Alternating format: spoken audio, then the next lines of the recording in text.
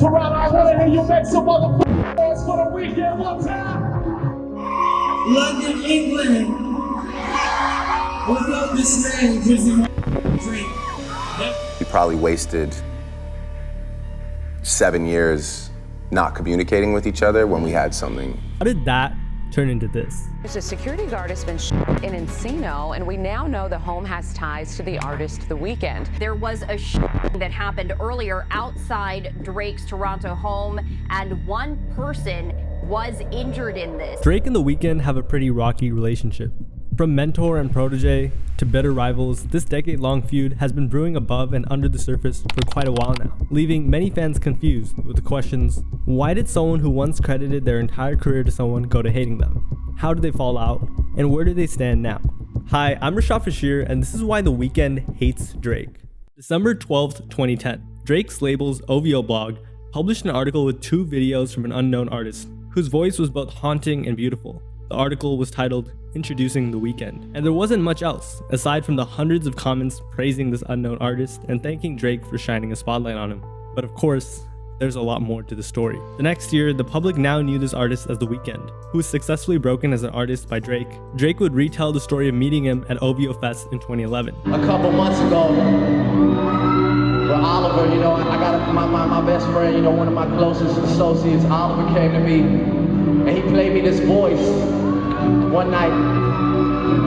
And man, I'll let you know right now, I put this on everything I love. This is one of the greatest voices I've ever heard in my entire life, and he's from my city. Recently, Drake shared in a series of Instagram stories how he first heard The Weeknd's voice. Okay, look, this right here, this little driveway area right here, it's the first place that I ever heard The Weeknd's music right here. Shout out to Oliver, of course, my brother. Oliver played me The Weeknd right here. This is my old building in Toronto. We were parked out here, it was raining right here. Funnily enough, in an interview with Rolling Stone in 2015, The Weeknd revealed that Drake initially didn't even like his music.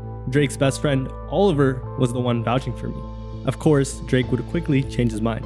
This artist, of course, was the one and only The Weeknd, also known as Abel Tesfaye. In August of 2009, someone under the username XOXXXXXO began posting music on YouTube. Some of these songs are now some of his largest, like The Morning and Loft Music, but at the time, they were literally unknown.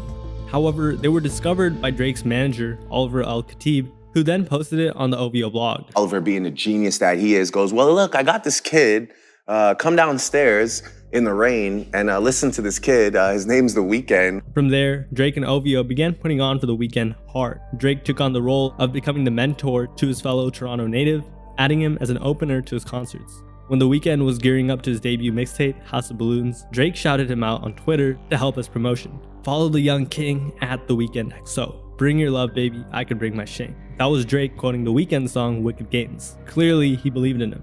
At the time, The Weeknd wasn't signed to Drake's label OVO, but Drake was treating The Weeknd like he was, and at his shows, he'd praise The Weeknd heavily. Drake said, "The Weeknd is so amazing tonight. He's like one of the greatest artists I've ever heard, and he's on my album a lot. We really collaborated a lot on this album." Drake was already giving The Weeknd props, going as far to say that The Weeknd inspired him to become a better artist himself. Not only did he inspire me to get out there and try and sing better on stage, but he inspired me just writing wise and music wise just to better my product. And to hear someone else with an incredible body of work is it's very rare, so it's very inspiring. Drake believed that they had formed a beautiful partnership as well as friendship. And we formed OVO XO, which is taking over right now. So I'm just proud. I'm proud of him, and he works really hard. And yeah, he's just an incredible person. Become a really close friend to me. Oh yeah. Drake was even shouting out members of The Weeknd's team from EXO. So clearly, in just a year of knowing each other, Drake and The Weeknd had gotten really close. And that year, on July of 2011, Drake would bring out The Weeknd to many of his shows. Drake tweeted, "Buying tickets to our OVO XO." It was a huge success. Toronto, I wanna hear you make some motherfucking noise for The Weeknd one time. Nate Albert, an A&R executive, who will be very important later, so remember him, stated in an interview, "It was crazy. It was totally sold out. The audience knew every word to every song. It was very, very odd. He was standing there very still, and the whole crowd was singing along. It was an incredible moment. Clearly, it was a massive success that wouldn't be possible without our boy Drake. To put it into perspective for you, here's what someone close to The Weeknd said. He was calm, but still nervous. It's sort of crazy going from no one knowing you to selling out the Mod Club in a matter of seconds. But he was nervous in a good way. He performed House of Balloons front to back. As soon as he hit the stage, he killed it. Yes, many people did not even know what The Weeknd looked like at the time. After the show, Drake tweeted, "At The Weeknd XO, I am so proud. You performed magic tonight." And that was that. The Weeknd was Drake's overnight success. On August 18th, 2011, he dropped another mixtape called Thursday, but not before contributing to 4 songs on Drake's sophomore album, Take Care. Today, Take Care is thought of as one of Drake's classic albums. Many would say it's his best. And the songs The Weeknd gave Drake made it that unforgettable project it's known as today.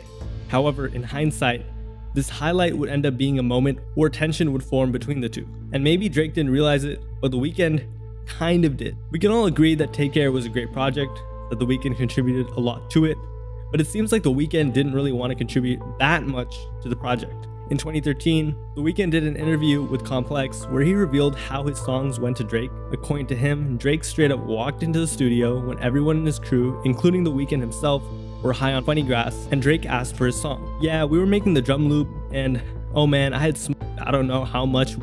Even Drake, he came into that session when we were all smoked out. It was terrible how much smoke was in that room.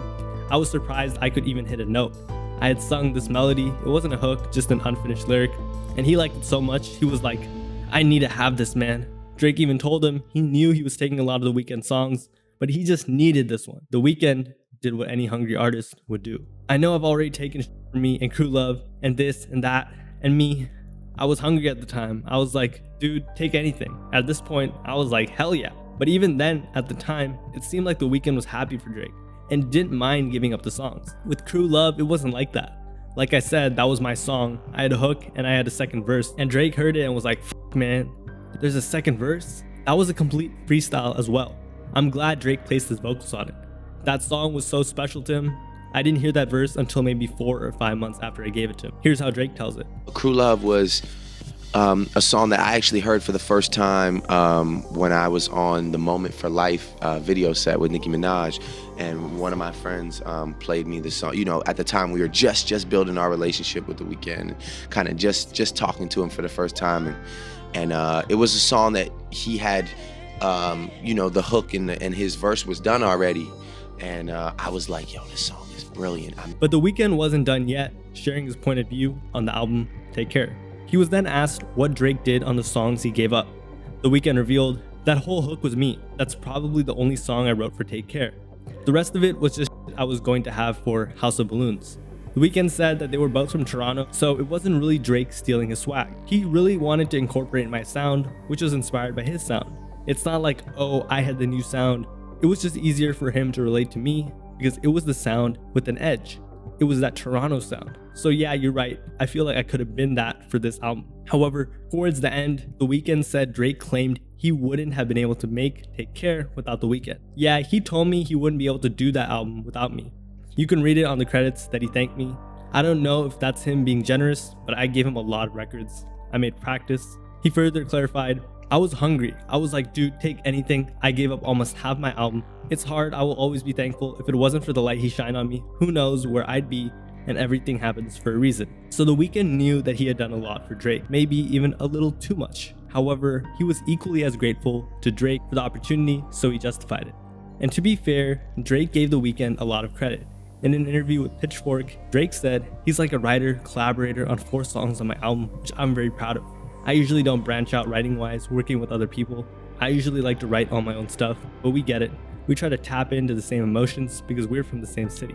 But there was another interesting piece of information asked in that interview with Drake, The Weeknd and Drake's business relationship, to which Drake replied vaguely, "He's not signed right now, he's still in the city, he hasn't left. He's never been on a plane before. I don't think he's ever left the city. He's a real Toronto kid that's just one of the most talented people I've ever come across. It's really nothing more than I support him. Oliver, who's my manager, also along with Cortez and G, brought him to me and we're just involved in his career, man." So Drake basically said, "Hey, we don't have him on ink, but he's not really an industry artist like that. He won't be going anywhere. Not in terms of success, he literally meant like leaving Toronto." But all of that info aside, The Weeknd was on the verge of astronomical success. His third mixtape, Echoes of Silence, dropped for free on his website, and so many people tried to download it that the servers for the website crashed. It didn't look like The Weeknd would remain as that small town kid from Toronto much longer. Ever since he dropped his project House of Balloons, labels were knocking on The Weeknd's door with record deals left and right. He was also getting offers for $25,000 for just one show. Keep in mind, he wasn't the cultural behemoth he is now. So the buzz around him, considering that he was a relatively unknown artist that hadn't even dropped their debut album yet, was pretty crazy. But at the time, nothing really came from it. Do remember that just because nothing was signed doesn't mean that The Weeknd wasn't getting ideas, and that Drake wasn't planning on something either. In 2012, OVO continued to hype The Weeknd like crazy, even more than they had in 2011. Here's The Weeknd on the Club Paradise tour. Right now, for me, and for the sake of music, to make some motherfucking noise for this right here. On the Club Paradise tour, here's Drake and The Weeknd on Hollywood Forever.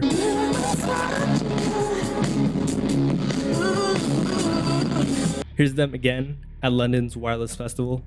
But seeing my family have it all. I guess you could say that The Weeknd had finally taken a plane because of Drake. It was evident that Drake and OVO were investing a lot into The Weeknd. As partners, they were dubbed OVO XO. They both signed with Apple, something that Drake definitely facilitated. Keep in mind, Drake had never invested in an artist like this in his career yet. And the love wasn't one-sided either, because it looked like The Weeknd also had Drake's back.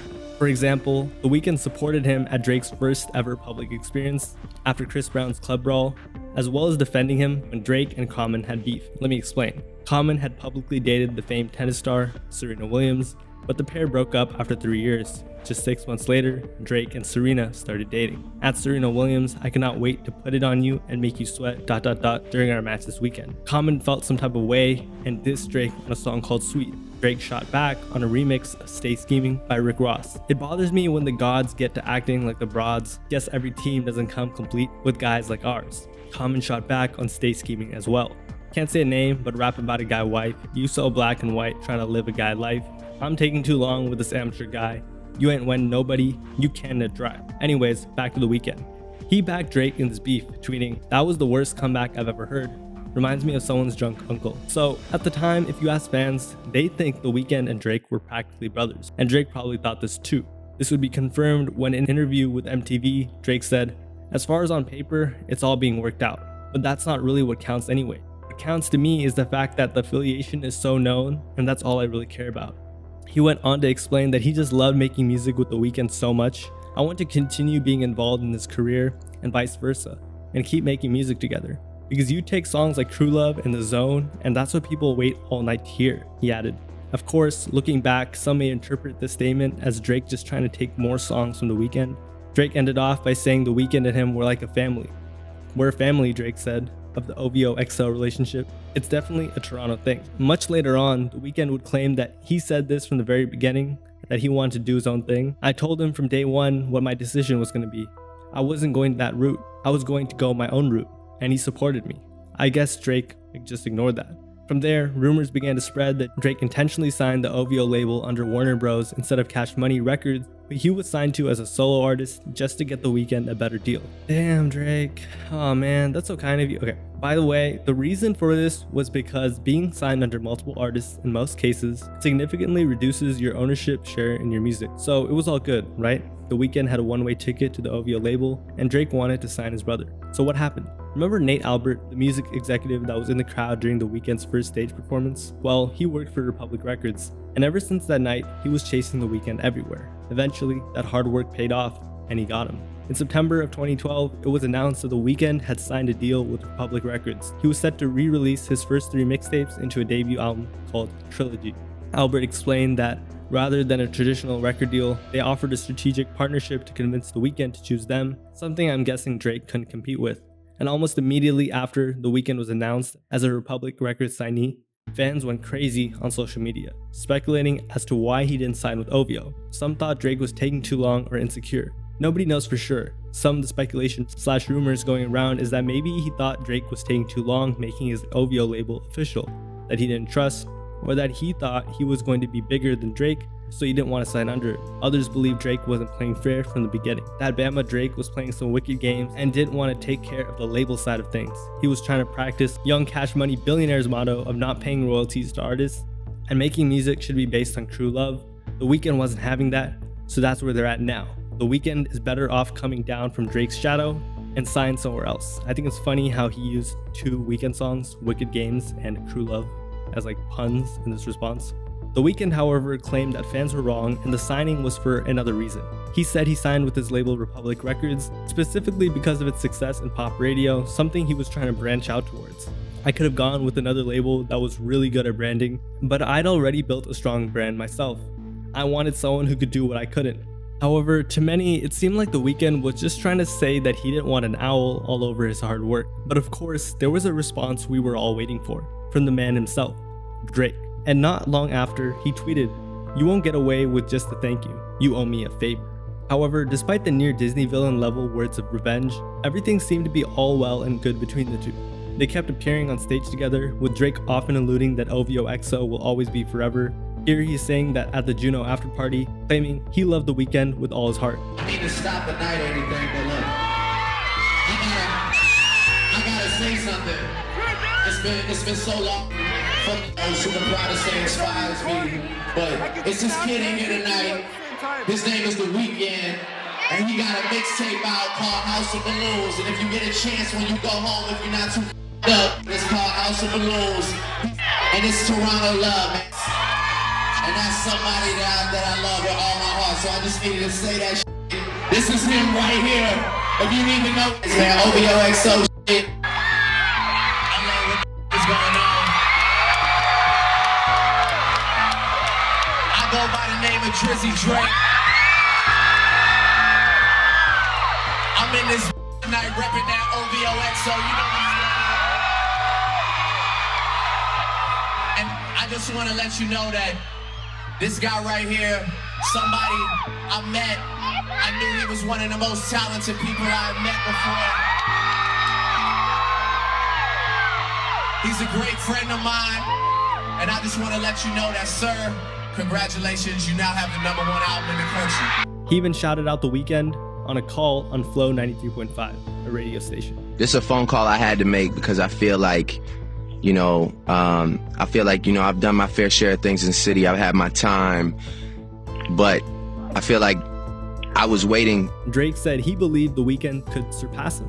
I was waiting to see the next individual that would make history that could potentially span far beyond mine. And I feel like that person is on the other end of this phone with me. He goes by the name of The Weeknd. Please talk to your city, man, please. Toronto, what up? I'm in Charlotte right now. Just got off my first plane. I'm coming home right now. 2 more hours, I'm gonna be there. So shout out to Drizzy. Take care, November 15th. I'm gonna be there. In August of that year, they posted a picture of them in the studio together. The photo was captioned, @AbleXO, Scary Tings. That same month, an interview from Complex came out, where The Weeknd would address the rumors of Drake and his relationship going sour. The interviewer asked, "People think you guys aren't cool with each other anymore." The Weeknd denied it, but explained he understood why fans would think so. "No, that's not true, definitely not true, but it makes sense." The shocking part of the interview was that The Weeknd supposedly told Drake that he would never sign to OVO, as I said earlier. The thing about Drake is I told him what my decisions would be, and he was down with it from the beginning. The interviewer continued, "You mean in terms of your label deal?" The Weeknd responded, "Everything. I told him from day one what my decision was going to be. I wasn't going that route. I was going to go my own route, and he supported me." So when you read things about how you two are not cool, The Weeknd cut him off and said, "He's like me when it comes to like that too. He loves reading that stuff." The interviewer then asked what they thought of the rumors. "You both just brush it off?" The Weeknd explained that they were unfazed. "Of course, I don't like to spoon feed people. I don't like to be like, you know what, I'm going to let the world know that we're cool. We're going to take a picture together. Everyone's cool." That's actually what they literally did, which is kind of funny.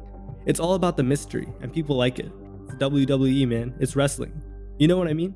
Okay, so Drake said he loved The Weeknd, and as The Weeknd implied many times in the past, he was very grateful for Drake. Then there was the interview where The Weeknd said there was a mutual understanding about his signing. So everything was good between the two, right? Or was it? Because right after this, Drake supposedly sneak dissed The Weeknd after his debut album Trilogy flopped. On the song 5 AM in Toronto, Drake rapped, "'Cause I show love, never get the same out of other guys." Guess it's funny how money can make change out of guys. For real, some nobody started feeling himself. This could mean anybody, so let's move on. A couple albums dropped, those are still on the shelf. I bet them would have popped if I was willing to help. After this line, it was pretty clear that Drake was dissing The Weeknd, so let me explain. The Weeknd had just dropped Trilogy and it quote unquote only sold 86K the first week. This may have been good for some artists, but for an artist like The Weeknd who had so much hype, it wasn't. The Weeknd was a nobody before Drake found him, so Drake was probably saying he would stay that way. However, Trilogy was a compilation album that The Weeknd was told to commercialize and repackage as one for his studio album debut. But do you know something that The Weeknd and Drake both have in common? They both eat really well. I know that was an amazing transition into the sponsor. So thank you to Factor for sponsoring this video. Factor is a meal prep service that you can order online very easily that delivers right to your doorstep, and they have a team of chefs that put together some pretty nice meals. So here's some pros of using Factor. The first one is it takes all the stress out of meal prep. Normally you have to make your meal prep yourself, but Factor, they do that for you. They also have all types of meals. They have vegan, keto, calorie smart, whatever you like, and over 35 meals to choose from per week. And for those of you guys who don't like to waste time, kind of like me, you can just get it on your table in 2 minutes. Recently, I've been using some of these and they're pretty sick, so pretty nice. What I really like about it is just the ease. I'm pretty lazy, so if all I have to do is microwave something, it's a pretty good deal to me. So once again, thank you Factor for sponsoring this video. Head to factor75.com or click the link below and use Rashad50 to get 50% off your first Factor box and 20% off your next month of orders. So thank you Factor, and let's get back into the video. Drake believed that if he was in the mix, it would have done better, and this kind of checks out, as Drake could have given features and helped with the promotion. Furthermore, it looked like Drake felt that The Weeknd didn't sign with him because he valued money over their relationship. But most importantly, these lines alluded to the fact that Drake felt betrayed. In one bar, he said, "Cause I show love, never get the same out of guys." Pretty self-explanatory. Drake felt like he did a lot for The Weeknd, and The Weeknd didn't really reciprocate. We've all experienced when someone does a favor and then doesn't mention it, but they want something in return. It seems like The Weeknd just didn't care. But Drake also said something that was ice cold on another song. On a song titled Jodeci Freestyle, Drake rapped, "I'm just as unforgiving as most guys. You bit the hand, now starve. It's not a joke, man." This was a play on the phrase, "Don't bite the hand that feeds you." In other words, Drake was saying that he made The Weeknd, now he'll let his career die out. And he wasn't the nice guy everyone thought he was. In other words, The Weeknd had to pay for his actions. But when 2014 rolled around, it seemed like nothing had changed. And here's what was really confusing. Sure, there were rumors that The Weeknd and Drake had fallen out, but what was being shown in the public eye was completely different. For example, The Weeknd invited Drake to be a feature on his album Kissland, where they collabed on Live For, great song by the way. And Drake invited The Weeknd to join him on his European leg of his Would You Like It tour. I want you to make some noise for my brother The Weeknd one time.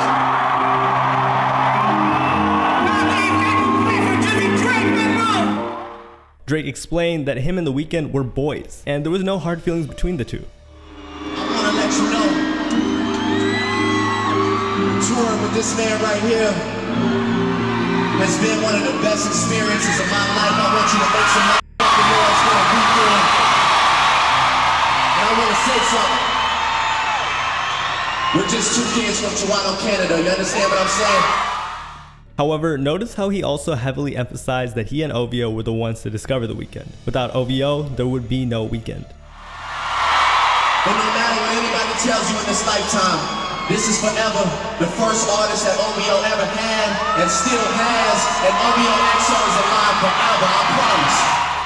London, England. Without this man, Drizzy motherfucking Drake, there'd be no motherfucking Weeknd, there'd be no XO. So please, make some noise for my mentor, my brother, Drizzy motherfucking Drake.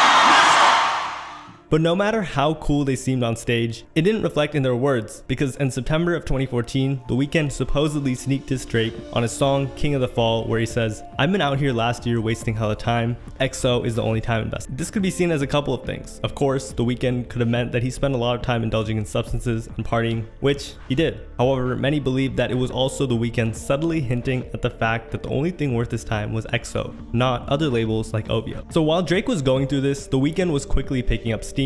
In April of 2015, Drake and The Weeknd were both the headlines for Coachella. That year, The Weeknd actually surpassed Drake as the most streamed artist on Apple Music. He had a massive collab with Ariana Grande, Love Me Harder, and even songs that were placed on massive films like Earned It on 50 Shades of Grey. To top it all off, Beauty Behind the Madness, The Weeknd's sophomore album debuted at #1 on Billboard. Huge. But here's the thing, The Weeknd wasn't going to stop. Once he caught wind of what he was capable of, he pushed even harder. Love Me Harder peaked at #7 on Billboard, but The Weeknd was pushing for something even greater, a #1. Kotecha, an executive on Republic Records, The Weeknd's label, recalled The Weeknd's hunger. He was like, I really want a song like Love Me Harder, and I know that's the next step I have to take to start having real hits, and take what I've done. Keep doing what I'm doing, but take it to the next level, and I'd love you guys to be involved. But there was a problem. #1s were not easy to come around, and The Weeknd's old buddy Drake would also be shooting for the same. So they'd both get to work. Drake released Hotline Bling, while The Weeknd released his own big singles like Can't Feel My Face, a track that stayed for 19 weeks in the top 10 on Billboard,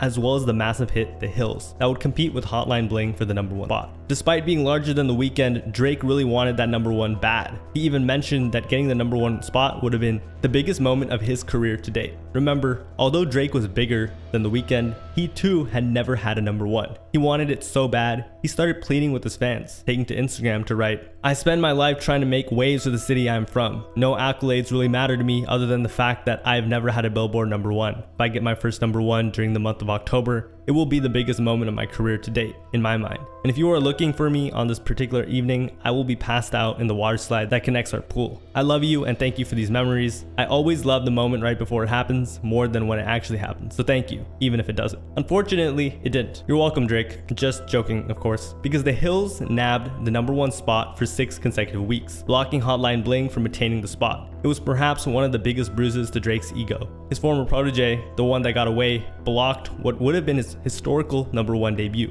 And this wasn't even The Weeknd's first #1. His first was Can't Feel My Face, that stayed in that spot for 3 weeks. And he even broke other records. The Weeknd was the first artist since Taylor Swift to replace themselves in the #1 spot. I guess it was just very sweet to have your own protege, someone who used to call you his mentor, and in the past bolstered your career, somehow beat you at your own game. And there's just no way Drake didn't feel some way about this. So in 2016, we'd really begin to see what that would look like. In a May 2016 interview with Zane Lowe for Apple Music, Drake was asked about his current relationship. But remember how both The Weeknd and Drake had Apple deals? Well, The Weeknd was also able to get a rare sit-down interview with Zane Lowe, where he was also asked whether there's a rivalry between him and Drake. To Drake when I was in Toronto around Views, and he said he had nothing but lovely things to say about you. He was obviously stoked for your success.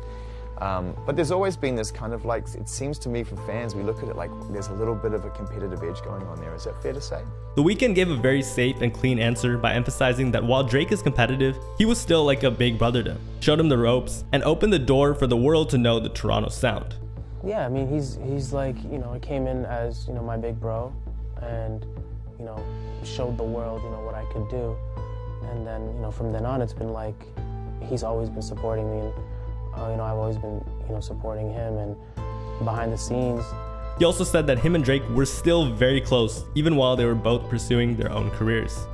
We're still like very close, you know, but it's cool that the world can see us kind of doing our own thing. OVO XOs, you know, it'll always be there. But here's what was really interesting. The interviewer then asked if there could possibly be a collaboration between OVO and XO. Can it happen? Of course. Do you think it'll happen? Maybe. Why not? Why not? Yeah, right? He's the homie. At the end of the day, that's my guy. Oliver, 40. Yeah. All of Toronto, outside of Toronto. You know, there wouldn't be any new artists from there if it wasn't for Drake making Toronto cool. Because it wasn't cool. Let's be honest, Canada wasn't ever cool. It's still like crazy to me right now seeing how everybody's like, you're from Toronto.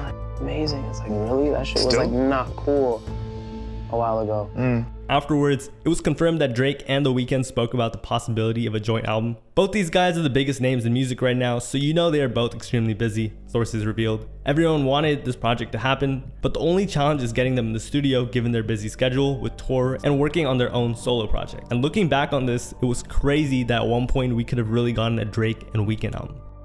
But that friendship wasn't really making sense, because earlier that year, they would both sneak diss each other. In the beginning of the year, in January, Drake dropped Summer 16 as a part of his album, If You're Reading This, It's Too Late. And in it, he references EXO, rapping, "All your exes know I like my O's with a V in the middle."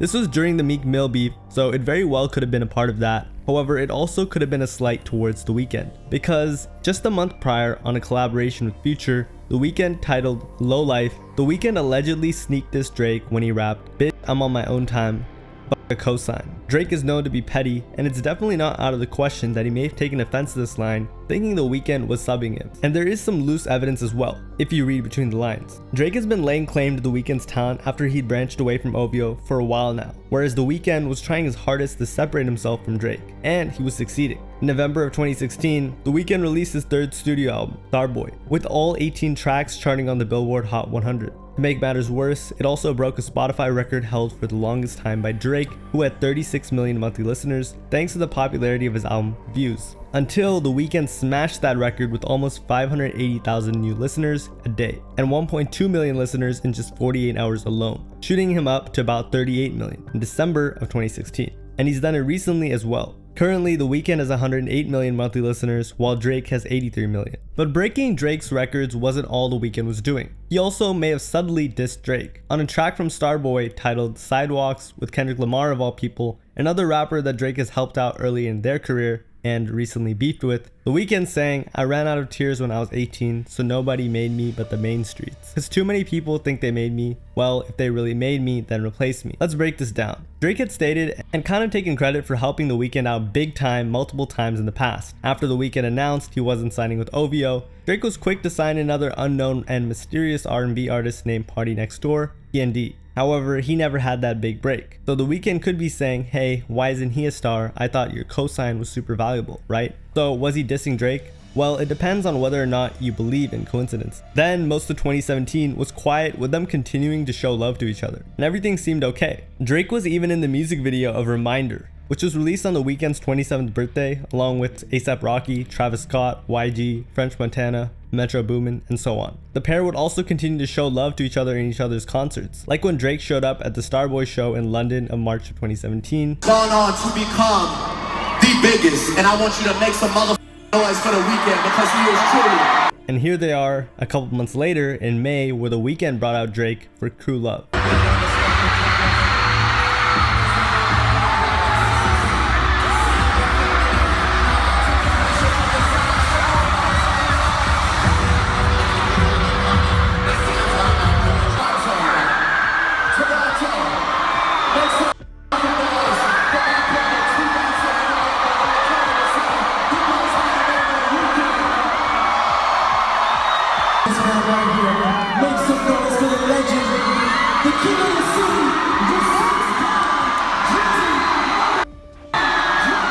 And it seemed like they were cool, really cool. Then, in a crazy turn of events, on August of 2017, they performed Crew Love in Toronto at OVO Fest, but that wasn't the crazy part. Drake might have been a little too excited and publicly hinted at a collaboration between the two on stage in front of thousands of people. You don't understand what this is. First of all, I don't want to do this to you on stage, but I feel like that OVO EXO project has to happen at some point. I just want to say that. The Weeknd laughed it off and didn't respond, and he was clearly put on the spot, and it was kind of awkward. Drake would then double down on this and posted a lyric from The Weeknd song High for This, "You don't know, ... what's in store, ... with the picture of himself performing in front of the Toronto Tower, the same tower in the Views album cover. Not a peep was heard out of The Weeknd though. But you see, the OVO EXO album technically already happened, and it was Take Care, as The Weeknd contributed to a lot of songs on it. However, in 2017, Drake began downplaying The Weeknd's contributions, according to DJ Academics. Weeknd didn't say, "Oh, he's featured on motherfucking Crew Love in the Ride." I just read what he said. He clearly said, "I gave him the song." Nigga, if I give you the song, don't try to downplay my contribution to your goddamn record by like acting like I only gave a feature. I gave you the song. Yes, it's your song, but I gave it to you. Don't act like I ain't give it to you. On top of that, there were rumors that having an OVO EXO collab would be harder than fans thought, due to the type of deal The Weeknd had with Republic Records. Now, Drake has been known to be quite sensitive, so during the 6th anniversary of Take Care, a fan was actually asking about The Weeknd's contributions to it, where Drake posted himself looking at Take Care's track list titled, "Here's a pic of me looking at some early draft of the track list," and Drake immediately clapped back, saying, "Co-wrote on Shot For Me and Practice, obviously was featured on Crew Love and The Ride, and that's it. There's 20 songs on that album, don't try me." But Drake was probably just flustered that on his 6th anniversary of Take Care, his most iconic album for many fans, The Weeknd was getting so much love and credit. But it wasn't just him. The whole camp seemed to have the sentiment. 40, Drake's producer, who if you remember discovered The Weeknd, also defended Drake. There's like 22 songs on Take Care. He contributed on 4 of them. There are 18 songs on there where the guy was nowhere to be found, right? So it's like, yeah, cool, and you contributed to a few records on Take Care. Significant records, sure, but it was a few. It wasn't a lot. It's a common misconception. I made that whole album. I saw Abel maybe 2 days. I was in there for like a year. But years later, in February of 2022, The Weeknd's demo of the song Practice from Drake's album Take Care was leaked on SoundCloud. This reignited the conversations about how The Weeknd contributed to Drake's most respected album. If his best work has a fifth of it written by another artist, especially when some of those songs were the most notable, it could certainly tarnish Drake's reputation. So let's get this straight. What did The Weeknd really do on Take Care? The Weeknd was credited on 5 of 17 songs in Take Care. The first is Shot For Me, which is similar to some of the songs in The Weeknd's House of Balloons. Drake even sings in a higher register, kinda similar to The Weeknd's. The next hit is Crew Love. The Weeknd is featured on this track, and they perform this very often earlier in their career together. Camera/Good Ones Go is another song on Take Care. They both are on. Then Practice has writing credits given to The Weeknd, and on the song On The Ride, you'll hear The Weeknd's vocals in the background with Drake rapping. So The Weeknd did do something. Their other collaborations outside of this project are Trust Issues, The Remix, The Zone, and Live For. So I'll let you as a fan decide whether or not The Weeknd made Take Care as the project it was today or not. And I'm not gonna lie, if The Weeknd was only there 2 days out of the entire year they took to make that album, he's even more talented than most fans thought he was. But for most of 2017, they were very chill with each other, often appearing on stage together. Drake brought out The Weeknd on the Boy Meets the World tour in Germany to perform The Hills and Starboy. And they also appeared together at the Longitude Festival. One fan even said, "How The Weeknd just bring Drake out like that? Don't play with my heart." They were practically laughing and hugging on stage after performing songs like Fake Love, Energy, and Jumpman. My boy came and picked me up. He played me What You Need. Drake told the crowd. After that, we met up at the studio, and I heard House of Balloons, which is in my top 5 albums of all time. He was showing serious love. And since then, my brother has gone on to become the biggest. And I want you to make some noise for The Weeknd, because he is truly, for real. And I'm gonna let you know too. OVO XO forever, it doesn't matter where we are. And to top it all off, The Weeknd even purchased an $18 million home in Hidden Hills, Los Angeles, just a short walk away from Drake's mansion. And there are even more signs of their friendship. Drake would even support The Weeknd's relationship with Selena Gomez through an Instagram post. The Weeknd had broken up with supermodel girlfriend Bella Hadid and started to date Selena Gomez on January of 2017, which of course pissed off her ex, fellow Canadian Justin Bieber, which many thought brought them closer together, because it's not too far off that Drake may hate Justin Bieber, as not only did Serena Williams say she had a crush on Justin, but Drake would also date Justin's future wife, Hailey Baldwin, who admitted that she would choose Justin Bieber just weeks before she and Drake began dating. So from hugging on stage to liking relationship posts on Instagram, these two were all good, at least for most of 2017, until, like many of Drake's long-lost friendships, a woman got involved. As many of you know, The Weeknd had a very high-profile on and off relationship with Bella Hadid. They started dating in August of 2015, but by November, it seemed like the pair had called it quits. Bella Hadid was heartbroken and said, quote, "When I love somebody, I love them with my whole heart. It was my first breakup, or second, next to the horse, and so public. As an outsider, you might think I handled it so well, but it's always in your heart, and you feel it very heavily." But guess who swooped in on October of 2017, told Bella she had a shoulder to cry on? Well, that was Drake. And rumors circulated that Drake and Bella Hadid were dating after Drake threw her an extravagant 21st birthday party. I guess that bromance did not mean much. Hadid's mom, Yolanda, was asked in an interview on Watch What Happens live if Drake and Bella were dating, and this was her response. Rumors that Bella is dating Drake. Is that true? Are you kidding? What are we here? This is like... He threw her a big 21st birthday party last night. And this is when the beef really began in many fans' eyes. You see, this little love quadrangle also began messing up tons of relationships for The Weeknd and Drake in Toronto, as an insider revealed to Page 6. They both hang in the same Toronto crew, and now they're having to pick sides. The Weeknd performed, and people on Drake's side were like, "I can't show up to that. Gotta have allegiance." They aren't getting along right now. The groups are beefing because Drake broke the bro code. They 100% hooked up. Drake denied a comment, maybe to keep things quiet, so quiet that he practically ghosted her not even a month later, allegedly dumping her through text message. Luckily, Bella was cheered up when her former flame, The Weeknd, sent her a huge bouquet before going on stage for the Victoria's Secret runway, said a source from Hollywood Life. According to them, The Weeknd reached out to Bella Hadid asking to hang out and catch up, and she decided to see him and see where things go, just happy they could at least be good friends. They also claimed that The Weeknd had never stopped loving her. He has expressed to her that he still loves her, and they will always have a real connection. He also apologized for hurting her in the past. There's no way Drake knew that The Weeknd didn't feel this type of way. And this was when the dreams of all OVO XO fans were crushed. But fighting over Bella Hadid wasn't enough. The next year, in 2018, The Weeknd also began by being passive-aggressive by co-signing people that clearly hated Drake, the most prominent one being XXXTentacion. It began when X complimented The Weeknd. There are only 2 artists that I know saved my life, that made me the mind I am. That's Kurt Cobain and The Weeknd. And said he'd say yes to collab with The Weeknd immediately. If The Weeknd called you right now, you're gonna do something. I'd cry, and I said yeah, but I've been tried to reach out. Bro, don't f with me because of Drake. Then on March of 2018, when XXXTentacion released his second album titled ? The Weeknd tweeted ? Just 2 days after. If you didn't know, XXXTentacion had been very vocal about his disdain for Drake, accusing him of stealing his flow and more while he was alive. And by the way, there were a lot of rumors going around that Drake was the one behind what happened to X. For example, when he rapped this on his song I'm Upset. SMS, XXX, that's the only time I ever below the neck. Why you keep on shooting if you know that guy dead?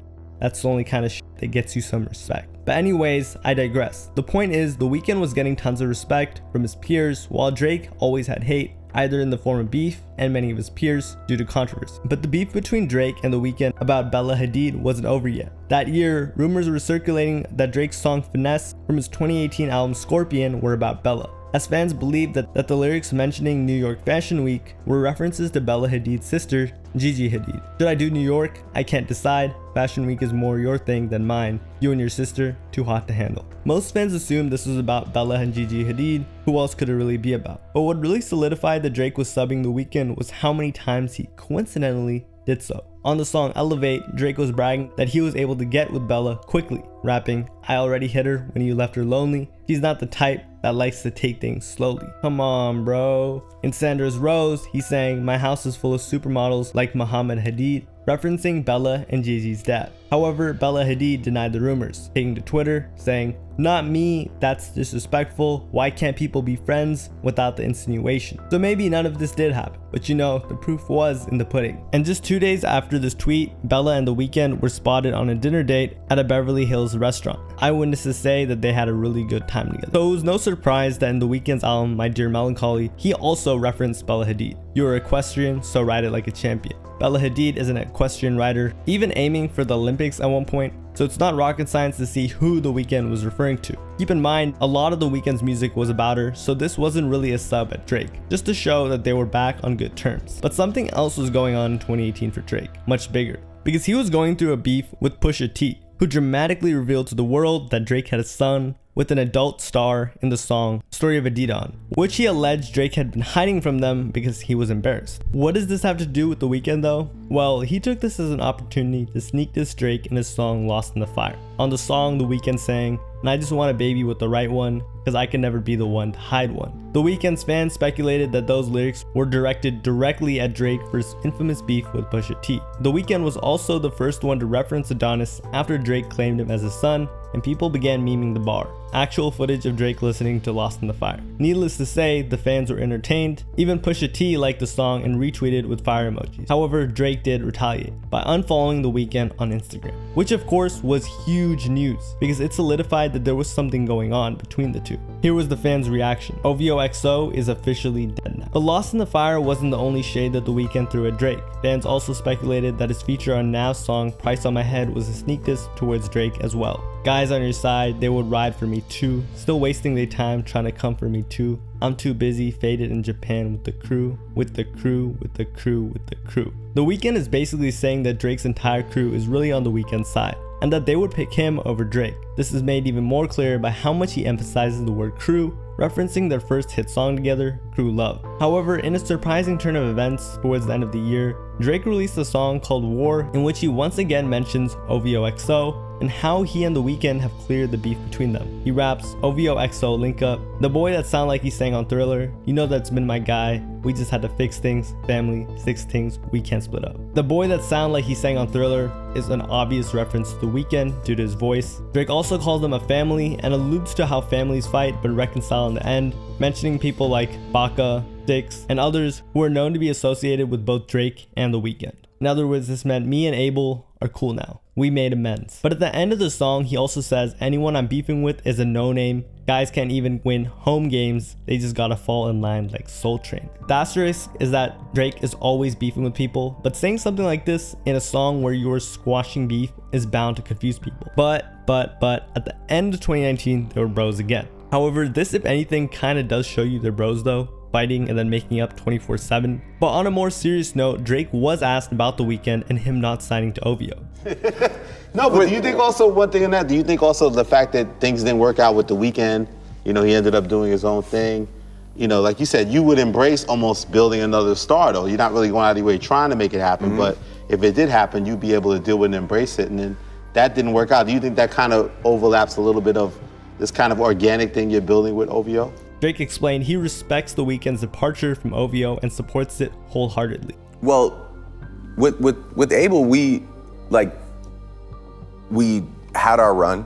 You know, we had our moments on Take Care, and you know, my features on his projects, and he just really came to me at one point, came to all of us and was like, look, like I don't want to sign under another artist because I feel like I could be just as big or bigger, and I want to start my own thing. It had been years since this happened, by the way. Drake also explained that he never expected The Weeknd to stay with them, which honestly was a lie. And it was never like, I'm to this day, I'm always excited, always super happy for all those guys.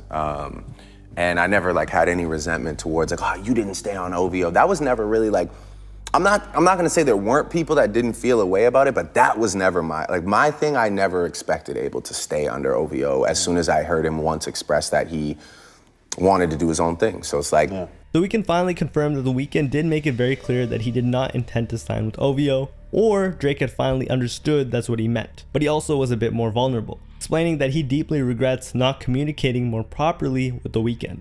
My biggest regret would maybe be that we probably wasted 7 years not communicating with each other when we had something beautiful going on. You know, like OVO XO still could have been a thing.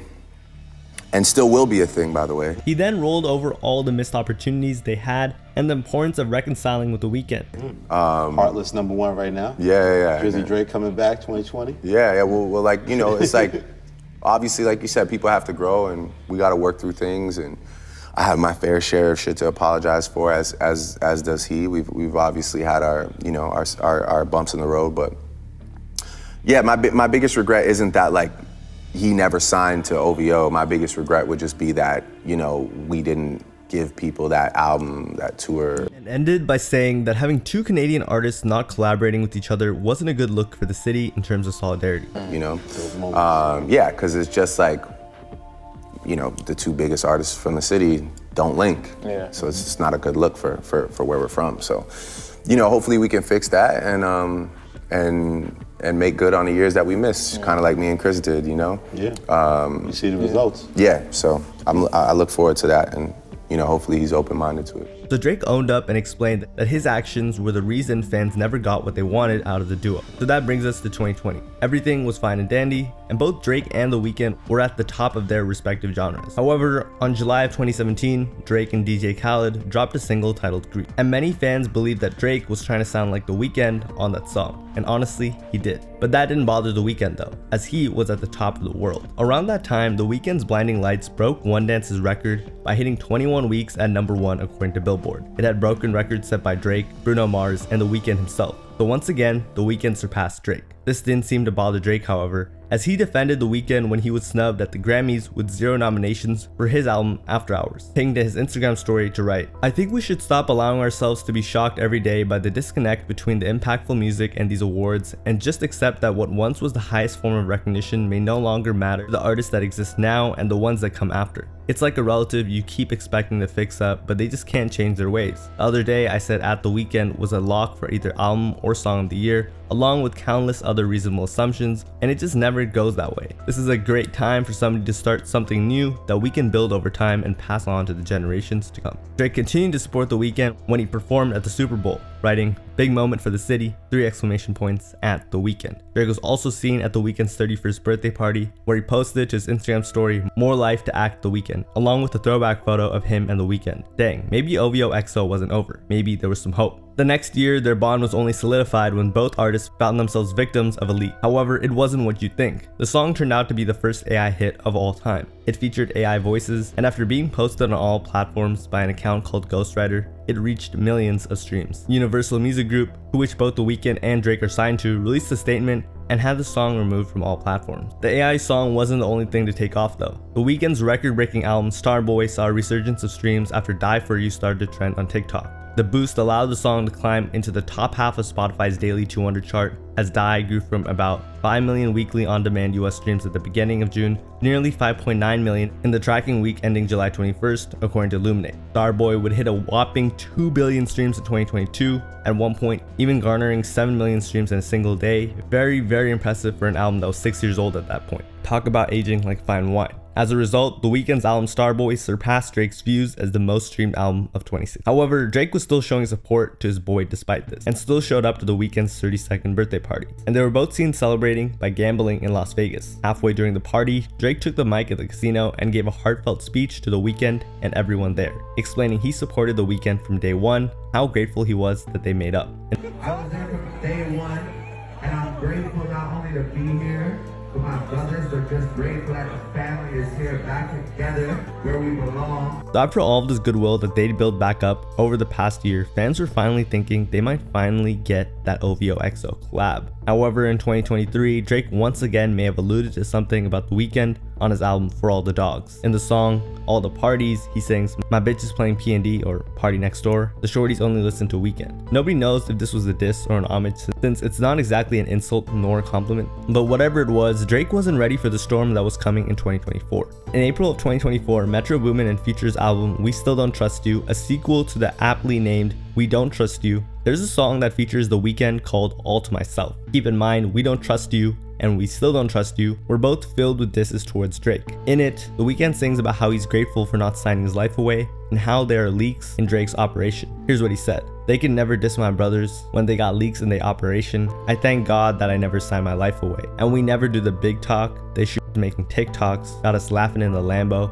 Yeah, I promise that I got your back." The first lines refer to the OVO sweatshop rumors and how The Weeknd is grateful that he didn't sign with them, as he would have faded into oblivion, much like the rest of the artists signed to Drake right now. So he clearly believes that he would never have gained the fame and recognition that he has today with OVO. He also references Drake's longtime friend, former bodyguard, and OVO signed artist Baka Not Nice, who happens to make a lot of TikToks. So we can finally put to rest how The Weeknd felt about the OVO situation over a decade after it occurred. But let's entertain the idea of what if The Weeknd signed to OVO. Where would The Weeknd be right now if he signed with Drake? And let's use someone who was in the same position as The Weeknd at the beginning of his career, in the 2010s, Party Next Door. Now we know by now that Party Next Door was the first artist to sign with OVO, signing in 2013.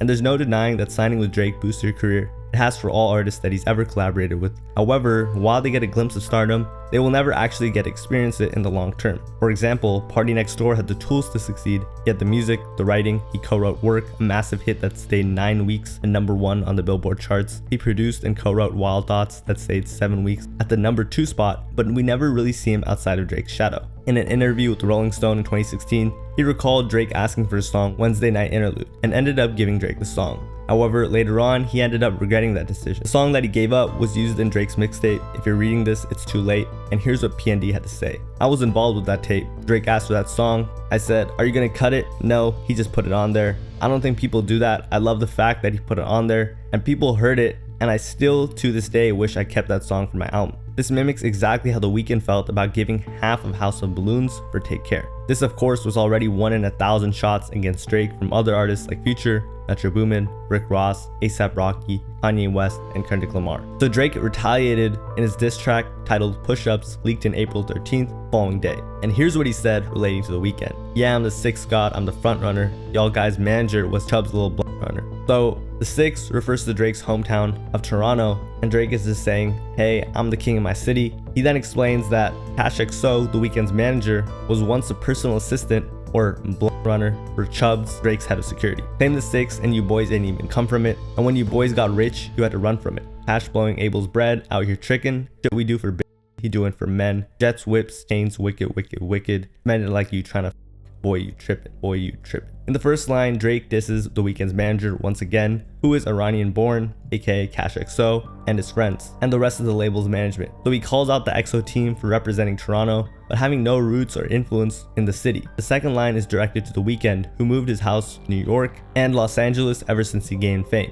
even buying a house in Bel Air, LA for $70 million. This could also be a diss towards The Weeknd leaving LA, which he alluded to in his famed album After Hours. In the third line and forward, Drake takes aim at Cash XO for gifting watches and chains to men in a similar fashion to how men in the industry would fly out women they like and shower them with expensive gifts in order to, basically calling them gay. The Weeknd, however, hopped on Instagram and posted on his story, seemingly unbothered to Drake's diss track. He posted a picture of himself laughing while eating popcorn. He also posted pictures of him, Metro Boomin, and Future, showing that he was not on Drake's side. After that, Kendrick would drop a series of disses on Drake, so Drake released another 6-minute diss track titled Family Matters, in which he took several shots of the artist that dissed him, one of which was The Weeknd. The first diss was when he said, knew it was smoke when Abel hit us with a serenade. He said, almost started reaching for my waist. So Drake sarcastically explained that he knew shit got serious when The Weeknd started singing, mocking his singing due to how unconventional it is for a diss in hip-hop. So he was like, you almost scared me. He continued, if Drake is doing TikToks, realist in your gang, that's P's brother, y'all ain't getting shit. Drake references the line in All to Myself about a shooter making TikToks, alluding to Baka Not Nice. So he claps back by referencing Preem's brother, Gilla, who is a part of the XO crew. Preem is another rapper who's also affiliated with the XO crew, so he's implying that no one in XO is a and the only one they have, Gilla, wouldn't do it, as he's brothers with Preem, who Drake is claiming is his boy. However, in 2022, Preem tried really hard to separate himself from Drake, which was not a good look. This was also a reference to The Weeknd's Price on My Head. Guys on your side, they would ride for me too.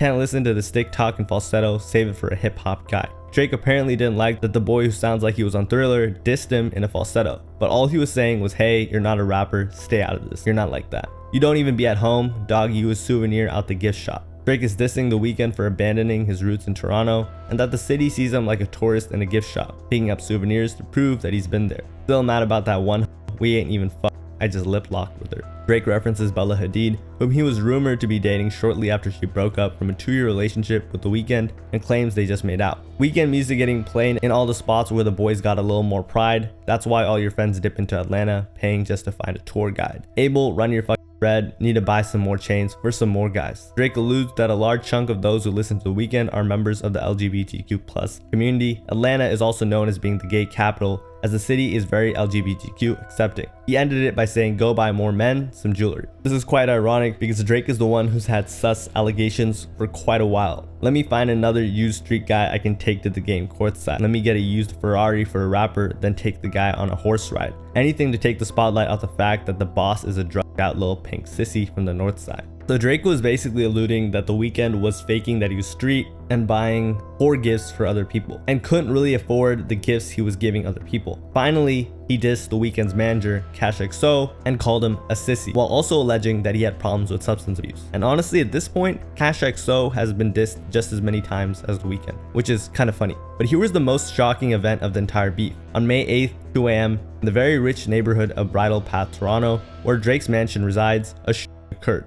Not clear if Drake is in the home or was in the home last night, Natasha. However, a security guard was wounded and had been rushed to the hospital. Source has told CBC News the person that was shot was a security guard. Of course, this being in the middle of the beef between Drake and various other artists resulted in a lot of media attention, and it was inevitable for this to be linked to the Many believed it was tied to Drake's beef with Kendrick. Drake has been in this ongoing battle, this rap feud with Kendrick Lamar. As Kendrick had just dropped Not Like Us a couple days prior, in which the cover included a picture of Drake's house. It's a feud that's been going on for years, but it really has ramped up in the last couple of days with both musicians releasing multiple tracks aimed at each other. And due to that, police would be investigating whether or not it came from one of Drake's beefs. Now, there is absolutely no evidence to suggest that feud is connected to what happened here last night, but people online certainly who do follow the two rappers are certainly talking about it. Not only that, but OVO stores had also been vandalized. But while Kendrick may have alluded to shootings in his diss, Meet the Grams, to fans, it was more likely that The Weeknd and his team may have had something to do with this. One user on Twitter wrote,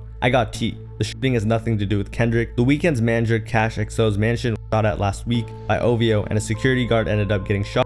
And The Weeknd's people EXO reportedly spin the block at Drake's mansion. OVO and EXO are at war." You see, a week prior to this, a shooting also happened outside the house of The Weeknd's manager Cash XO. Security guards stationed outside, a man in his 30s, had been shot multiple times and was rushed to the hospital. We're following breaking news. A security guard has been shot in Encino, and we now know the home has ties to the artist The Weeknd. Scott Reif live in Air 7 HD with details. Scott. Possible that the shooting at Drake's house was a retaliation from the EXO crew. And in the next 48 hours after the shooting, Drake had 2 break-ins to his house, and a man had been arrested after attempting to break in. So these two have had the wildest and most confusing beef of all time. To me, it seems like The Weeknd always disliked Drake, especially after he started getting extremely successful himself, and just finally was able to express himself recently. However, as you watch in this video, they made up a bunch of times and became cool again. But this time, I think it's a bit too far for them to make up. And it seems like We Can Kiss OVO XO goodbye forever.